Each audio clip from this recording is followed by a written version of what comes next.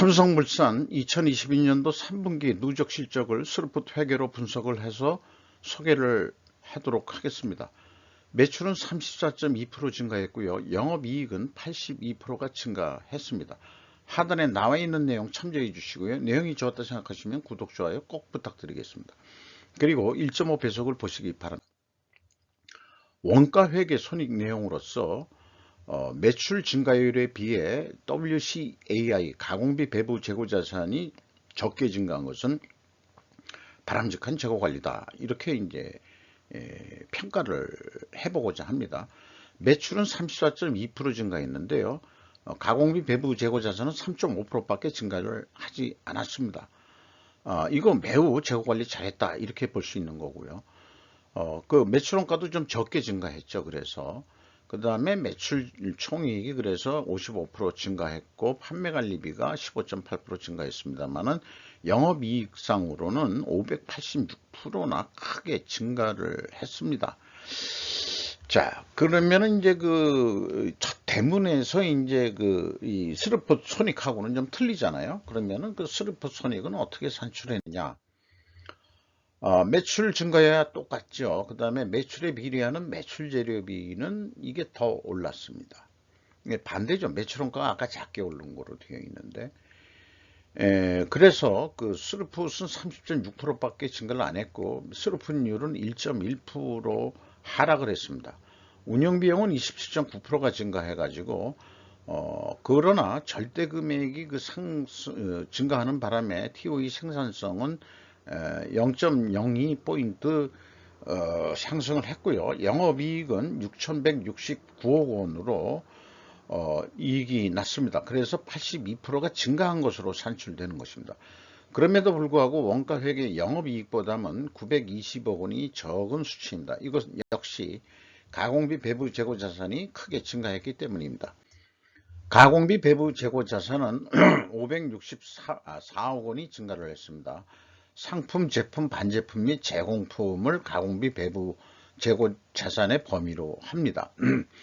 근데 삼성물산은 건설업과 패션, 그 다음에 이제 이렇게 크게 두 사업 부분으로 되어 있는데, 패션과 건설이라는 게 이게 어울리는 조합인지 계속 의문이 들어요.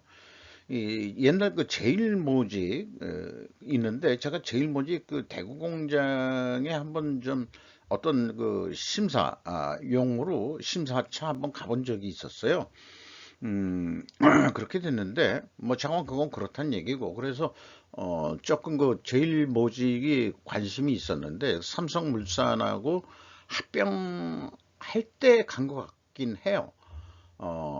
어쨌든, 대구 근처에 있는 구 제일모직 공장에, 공정을 좀 이렇게 봤었는데, 염색이라는 게 참 쉽지가 않아 가지고 그건 또 외주 처리를 했던 거로, 그러니까 많은 부분이 또 외주 처리를 하고 있는 거로 되어 있습니다. 대구 섬유 쪽에서 보면은 어쨌든 그거는 이제 이 사이드 얘기고 그래서 삼성 물산은 건설업처럼 이 미천고공사 계정이 재무상태표로는 표현이 안 되어 있습니다. 이것이 이제 매출채권에 포함되어 있는데 주석 내용에 보면은 미천고공사라고 나와요. 그래서 이거를 포괄 제공으로 인식을 해서 스루풋 회계를 분석을 한 것입니다. 그러니까 아까 원가 회계하고 이 매출 재료비가 말하자면 더 증가한 거로 그렇게 산출이 된 것입니다. 수주사항을 보면은 이것도 역시 공무부 수준밖에 안 되는 거고, 여기 뭐 계속 주장하는 거지만은 기간 개념이 들어간 기초잔액에서 계약계획이 얼마 추가로 됐고, 그 다음에 완공 매출이 어떻게 얼마 됐는데, 기간이 들어간다면 이 완공 매출은 이 매출액하고 일치를 해야 될 것입니다. 그래서 기말 잔액이 얼마나 이렇게 얘기를 해줘야 되겠죠. 28조 5천억의 수주잔고가 있으니까 뭐 대형 건설사보다는 수주잔고가 작습니다만은 그래도 나름 큰 규모 겠죠. 28조면은. 경영평가 지표에 있어서 그 WCAI 회전율 상승은 원재료 가격은 실제 상승했어도 판매 가격 상승에 비해 상대적으로 인하가 됐다, 이렇게 해석밖에 할 수가 없습니다. 왜냐하면은 일반적으로 건설업이나 그 패션 그 이 모직 계통 이런 데도 그 국제 기초 원자재 가격들이 크게 올랐기 때문에 분명히 원재료 가격이 상승이 됐을 텐데, 회전율이 오르면은 일반적으로 그 원재료 가격이 좀 내려갔나, 이제 일단 그렇게 추정을 합니다. 그러니까 이제 현실하고는 벌써 모순이 될 것 같다는 걸 느낌이 오는 거죠. 그리고 또 스르픈율도 떨어졌으니까, 스르픈율은 이것도 그 판매 가격이 어느 정도 그 인상은 됐겠지만은, 이 상대적으로 원재료 가격은 크게 그 오르질 못했다. 그렇기 때문에 그 이 10회전으로 계산되는 거 아니냐. 요렇게 이제 해석이 돼버려요. 그래서 이게 판매 가격보다 그 원재료 가격 이 상승률은 적었다.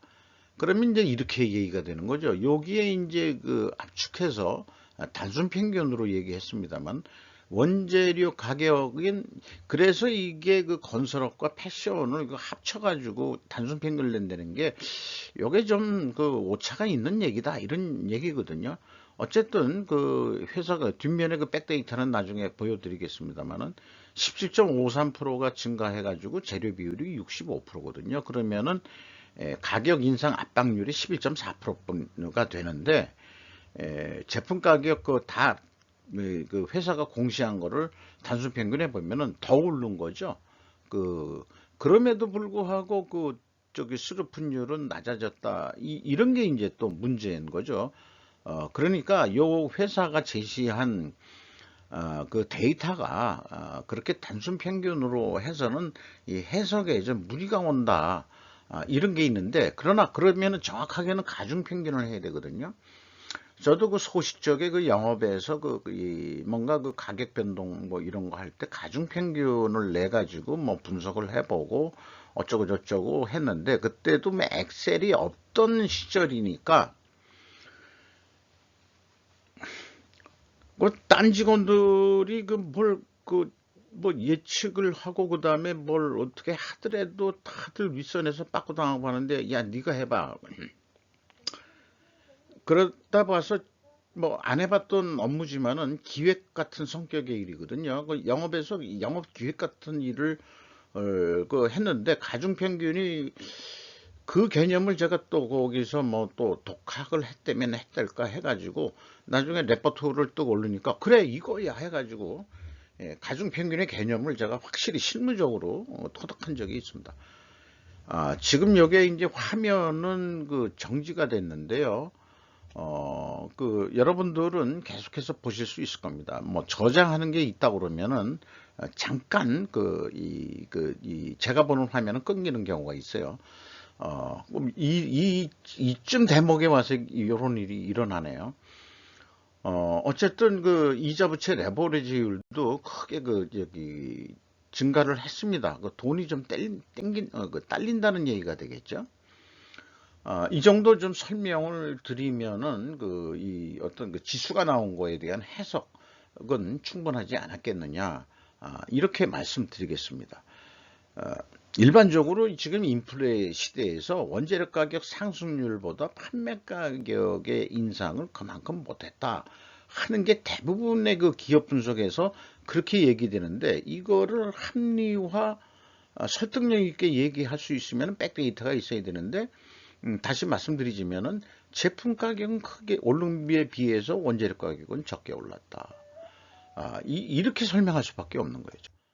그래서 이 건설업과 그 맨 밑에 이제 그 패션 원단이 있는데, 이게 매출 비중이나 그 원재료 구매 비중 뭐 이런 거를 가중 평균 내리기에는 뭐 동하지가 않습니다. 제가 뭐 그거를 정확하게 어떤 그 방향성을 보고자 하는 거기 때문에 모르죠. 대가를 받고서 한다면 정확히 가중 평균을 추적할 수 있는 데이터를 가지고 좀 해볼 수는 있겠습니다만은, 어쨌든 그 다음에 제품 가격은 28.9%가 상승을 했고 단순 평균으로, 그 다음에 원재료 가격은 17.5%가 인상이 됐습니다. 그래서 인플레는 화폐를 풀어서라기보다도 그 양적 완화를 많이 했다고 그러죠. 코로나 이후로. 그거보다는 공급사슬 재구성에 따른 많은 원자재 가격이 상승이 핵심 원인일 것이다. 원인이 그렇다면 금리 인상이 만능은 아닐 것 같다. 제 생각엔 그렇습니다. 금리가 오르면은 그 구멍가게 하시는 그 짜장면집 아저씨는 그 짜장면 가격 올려요. 왜냐 그러면 자기도 빚을 써가지고 영업을 하는데, 이게 뭐 일단 그 이런 그 큰 회사처럼 영업 부문이 있고 영업외 부문, 이자 나가는 건 영업외 부문으로 하거든요. 그런데 뭐 그런 거 다 감안해서 할진 모르지만은 짜장면집 사장님은 이자가 팍 올랐다 그러면 그 바로 올라갑니다. 그래서 우리 그 생활 물가들은 그 이자 오르면은 그 이자도 오르고 그다음에 이제 뭐 밀가루 가격도 오르고 다 올랐으니까 올해 안에 두 번이나 제가 면을 좋아하는데 칼국수 7,000원에서 8,000원 됐다가 그 10월 달에 또 9,000원으로, 이게 그 생활 물가들이 너무 오르고 있어요. 근데 이제 뭐 그건 그렇고, 그래서 그 공급사슬 재구성이 조속히 저는 이루어져야 된다고 합니다. 여기에서 그 공급사슬 재구성이라는 게 미중 그 무역 전쟁에 의해서 디커플링 하는 거. 그래가지고 지금 그 미국 중심의 어떤 그 공급사실을 재구성한다. 공급망을, 그런 과정에 있는데, 지금 그런 거 자체가 세상이 격변하는 속에 우리 기업들도 여기에 빠져들어가 있다, 이렇게 생각을 합니다. 약간 좀 광의적인 얘기를 한 것 같네요. 3분기 비성분의 주석은 비공개이기에 전년도 가공비율의 원재료 가격 상승률을 감안 가공비율을 35%로 가정했다. 모두 역산으로 풀이했다. 삼성물산 정도면은 이거 그 비성분 데이터 분기보고서에도 내줘야 됩니다. 그런데 안 내고 있어요. 연간 사업보고서 때만 내고 있는데, 그래서 이제까지 분석한 게 그 가공 비율을 35% 제가 가정을 했는데, 이게 이 현실에 가깝냐 하는 얘기는 저는 모르죠. 그러나 작년에 가공 비율이 37.4%였기 때문에 지금 원재료 가격이 17.4% 인상이 상승들을 해서 그 원재료 가격 포션이 올라갈 거다. 그럼 상대적으로 그 가공 비율은 내려갈 거다. 이렇게 이제 이 가정을 한 거죠. 그렇게 좀 이해를 해 주시면 되겠습니다. 1, 2단계 그 회계 투명성 검증은 제가 맞춘 숫자이기 때문에 의미가 없고요. 현금 흐름표 기준으로 그 일치를 해야 되는데, 이게 그 전년도 3분기는 한 1억 원 정도 현금이 어디 날라갔네요. 아무리 찾아봐도 그 51억 원 어디다 해 먹었는지 찾을 수가 없네요. 현금식으로 읽으면은 현금이 711억 원 나갔는데, 장부상 재고상으로는 659억 원밖에 그 재고가 증가하지 않았습니다. 그러면은 그 51억 7,300만 원이 어디다가 술 처먹었냐,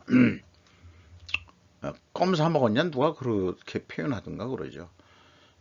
이거 어디다 썼니? 이거 좀 이런 저 외부 감사들이 다 분명히 밝힐 텐데, 요게 이제 뭔가 이유가 있었는데, 사업 보고서를 봐서는 도저히 찾을 수가 없습니다.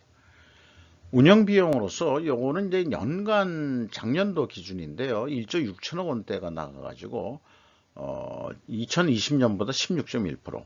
직원 수는 올해 3분기 기준입니다. 그런데 무려 그 인당 평균 임금이 1억 8,300만 원이나 됩니다. 2020년은 1억 5,800만 원이 되고요.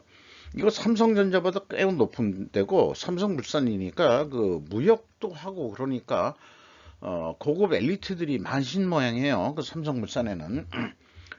그 패션 계통은 원래 임금이 좀 낮은데, 공장 같은 데는 어쨌든 들어갈래 그러면은 삼성전자보다 삼성물산 들어가야 되겠다. 이렇게 하는 게 좋을 것 같기도 하고요. 물론 신입사원 때부터 이렇게 월급을 많이 받, 에버리지 평균이니까. 그렇습니다. 그 외주비가 이 10.1% 내려갔습니다. 이렇게 해서 이 스루만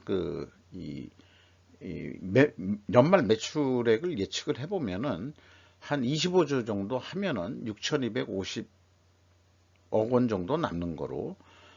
그런데 이제 그 계획했던 거는 더 좀 남는 거였으니까 한 7,700억 정도.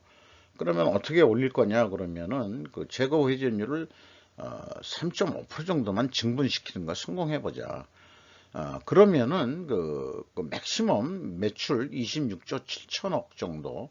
그리고 이제 그 재고 감소, 생산 감소 이렇게 했는데 25조 이상 매출액은 안 올리고 재고만 줄인다 해서 재고 회전율을 올린다 할 경우에는 그 매출은 그냥 그대로니까 그 경우에 이 맥시멈과 미니멈의 이익의 그 범위는 2,450억 사이에서 탄착군이 형성이 될 것이다.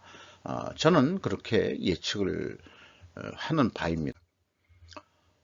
주가는 12만 2,500원으로서 3,500원 상승했고요. 그 다음에 장부 가격 대비 87% 선까지 왔네요. 그 삼성그룹의 그 실명으로 나와 있는 주주명이 나오는 거는 유독 그 유일하게 삼성물산에 이재용 씨 이름이 나오고 이부진 씨 이름이 나오고 이서연 씨는 누군지 모르겠네요. 이부진 씨는 그 호텔 신라 사장이기 때문에 많이 들어봤는데 이서연 씨는 이게 딸내미인지 아니면은 그 또 딸인지 이부진 그 잘 모르겠네요. 저는 어쨌든 같은 형제 자매 그로 알고 있습니다. 그 다음에 KCC가 9.1% 우호 지분을 계속 가지고 있고 국민연금이 7.5%. 외국인이 뭐 JP모건, 메릴린치 등이 이제 눈에 띄는데 16.77% 가지고 있습니다. 삼성물산이 삼성그룹의 모체로 이제 그 충분히 이해가 됩니다. 우호 지분으로서 KCC와 국민연금 말씀드렸고, 그런데 우리가 기억하듯이 엘리엇의 공격, 그게 합병 반대로 해가지고 많이 그 정치적인 이슈까지 몰고 갔죠. 그 후유증은 우리가 그게 합병이 됐습니다만 엘리엇이 이제 말하자면은 꼬라가지고 아마 그 뒤통수 친 거라고 저는 생각하는데 그 후유증은 그 박근혜 언니 그 탄핵한 거하고 이재용 씨 그 구속돼 가지고 뭐 부정 축제 뭐 이런 등등 해가지고 뇌물 그를 공여했다 뭐 이런 등을 가지고 일본에서 쓰는 영어로 영어로 WMOON이다 보니까 일본 번역할 때는 달 대통령이라고 그러더라고요. 달통 때 그 피를 본 거가 있었죠. 네. 삼성물산 하면서 딴 데보다 약간 좀 길게 됐습니다. 이상 삼성물산 3분기 누적 실적을 스로프트 회계로 분석을 해서 소개를 해 봤습니다. 감사합니다.